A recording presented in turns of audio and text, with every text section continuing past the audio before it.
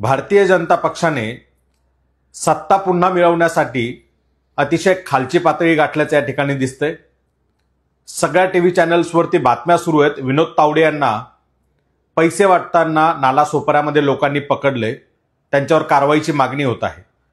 राष्ट्रीय कार्यकारिणीत असलेला नेता या पद्धतीने एखाद्या हॉटेलमध्ये पैसे घेऊन पकडला जातो, ही अतिशय दुर्दैवी आणि लाजिरवाणी गोष्ट आहे। एका बाजूला सर्वसामान्य माणसाला निवडणूक लढणं अशक्य करून टाकायचं, अवघड करून टाकायचं, दुसऱ्या बाजूला हजारो कोटींचा पाऊस या ठिकाणी पाडायचा आणि जनतेला पूर्णपणे विकत घेण्याचा प्रयत्न करायचा, अशी ही निवडणूक सध्या या ठिकाणी दिसते। दुसऱ्या बाजूला वंचित बहुजन आघाडीचे कार्यकर्ते हे घामाचा कष्टाचा पैसा लावून या ठिकाणी निवडणूक लढतायत, तर आमच्या उमेदवारांवरती प्राणघातक हल्ले केले जात आहेत। हर पद्धतीने आम्हाला या ठिकाणी अडवण्याचा प्रयत्न केला जातोय। या राज्यामध्ये धनदांडगे आणि जातदांडगे जे आहेत त्यांनी ही लोकशाहीची थट्टा मानलेली आहे, त्याचा आम्ही निषेध करतो। आणि वंचित बहुजन आघाडीच्या कार्यकर्त्यांवरती या पद्धतीने हल्ले सुरू असताना राज्य सरकार, पोलीस यंत्रणा ही हातावर हात ठेवून बसलेली आहे, त्यांचाही आम्ही निषेध करतो।